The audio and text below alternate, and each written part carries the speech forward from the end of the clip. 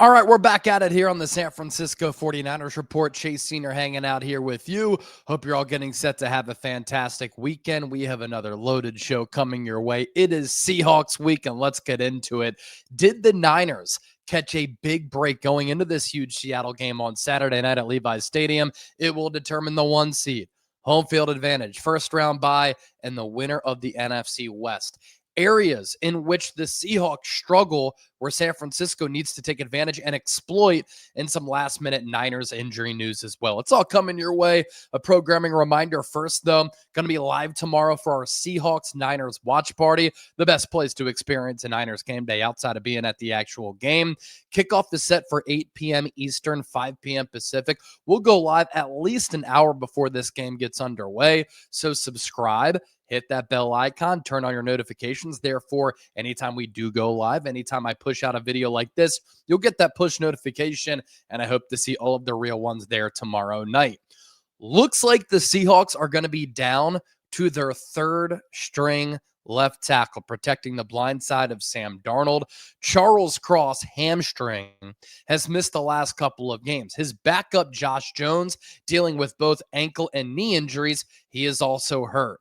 So in line to start for Seattle in this massive NFC West bout, rookie UDFA Amari Knight. 25 years old, 6'6", 299 pounds, so a little bit lighter for an offensive tackle. And it's not like he's extremely quick. He ran like a 5.25 40-yard dash in the pre-draft process, grew up in Alabaster, Alabama. And to his credit, very highly touted recruit coming out of high school. He was with the Crimson Tide from 2019 through 2022. And then he transferred to UCF, and he was at Central Florida in 2023 and in 2024.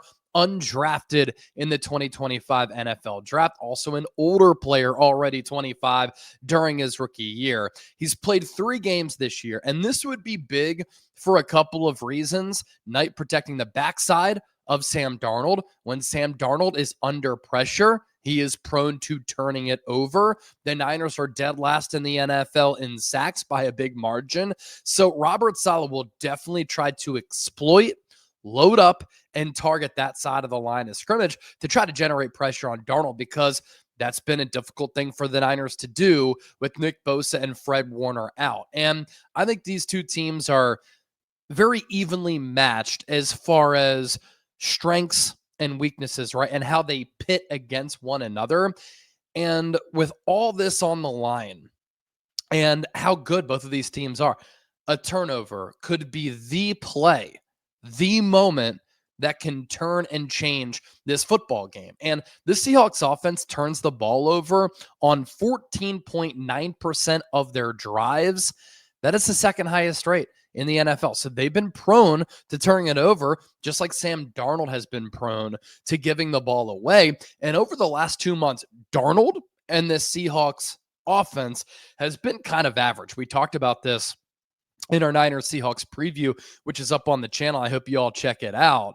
And Seattle only turns the ball over less than the Vikings. So only the Vikings turn it over more than the Seahawks team. And speaking of the Niners sack issues and their inability to provide pressure on the quarterback, this is why the margin for error is so thin. This is why it's so important for the Niners to buckle down inside the red zone and bend but not break. This is why San Francisco has to generate turnovers, because these quarterbacks don't really have a worry when they drop back. They can survey the field, go through their progressions, because oftentimes they're in a clean pocket.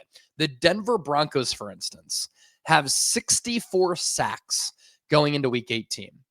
The Atlanta Falcons have 53, Browns 51, Lions 47, Texans 46, Vikings at 45. So those are the top teams as far as sacks this season. Denver number 1 at 64. The 49ers are 32nd, dead last in the NFL among 32 teams with only 18. Second to last team as far as sacking the quarterback, 26. So going into the regular season finale, there is an 8-sack difference between the Niners, dead last at 18, and the New York Jets at 26. Usually not a sustainable way to play football, and oftentimes that number would back up a team being awful. But because the Niners offense has been on fire, because San Francisco is so well coached, because they've been good in a couple of key areas on defense, led by Robert Saleh, they still have an opportunity to get the number 1 seed in home field advantage. Really is crazy how the season has progressed. As far as the Seahawks weaknesses that I want to see the Niners target here, this Seahawks defense, top 5 in the NFL. They are top 10 in the NFL in sacks with 44, ranked 8th. Pressure percentage at 35%, that is 5th. And on third downs, they're number 1 in the NFL. They're also one of the best teams at stopping the run in the National Football League. So many strengths under Mike McDonald, who is a terrific defensive mind. But this Seahawks defense is 18th in DVOA in defending tight ends here in 2025, now 2026. They're giving up the 5th most yards to tight ends this season among all teams in the NFL. Well, guess who's coming back? George Kittle. Guess who's been on fire for San Francisco prior to missing that Bears game? George Kittle. In his previous 6 games, he had 499 yards and 5 or 6 touchdowns. Has a great kinship going with Brock Purdy. That is an area that the Niners could target and attack to move the ball and have success against otherwise a fantastic defense. There's also this too. Running backs get 22% of targets against this Seahawks defense. That's the highest rate in the NFL. And because Seattle is so good against the run, and the Niners want to get Christian McCaffrey the ball. Well, if he's not having success running it, how do you get him the ball and how do you allow him to be successful? You throw him the ball through the air, whether it be him lining up in the slot, catching screen passes, catching bubble screens, finding ways to get the rock into Christian McCaffrey's hands, because when you do that, he can make special things happen. So the Seahawks team, not great at covering tight ends, and they give up a lot of catches to running backs. 2 areas that Kyle Shanahan could target here on Saturday night. As far as some Niners injury news to round out with, Adam Schefter on Ricky Pearsall and Trent Williams and their availability for this game against Seattle. Quote, I don't think they're going to make decisions on Ricky Pearsall and Trent Williams until pregame warmups. Both are going to be tested to go. Both are going to be challenging. We'll see if either one can make it back. I think the Niners are hopeful, but uncertain either one can play. Pearsall banged up. He was a warrior in that game against the Bears, playing through those ankle and knee injuries, kind of re-injured the PCL. 2 games before that, and then missed that Indy game. And then for Trent Williams, he's dealing with that hamstring injury. Of course, it goes without saying, this Niners team is so much better with Ricky Pearsall and Trent Williams compared to them being without those 2 players. But if they can't go, Austin Pleasant's at left tackle.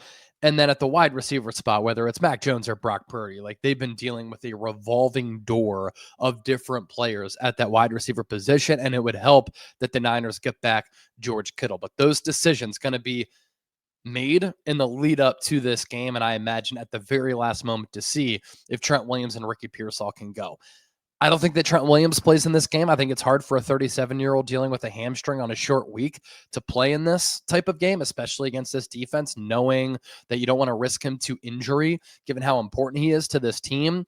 Ricky Pearsall kind of up in the air, but at least the Niners most likely going to have George Kittle in this game, barring any type of disaster. All right, don't forget to hit that subscribe button. Just wanted to talk some Niners real quick. I'll have a video from my appearance on the Krug Show up on the channel tomorrow morning. We'll be live for our pregame show, live for the watch party, post-game reaction as well.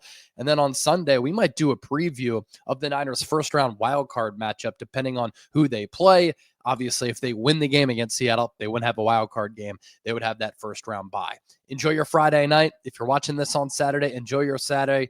We'll see you on Saturday night for our Niners Seahawks watch party. Until then, see ya.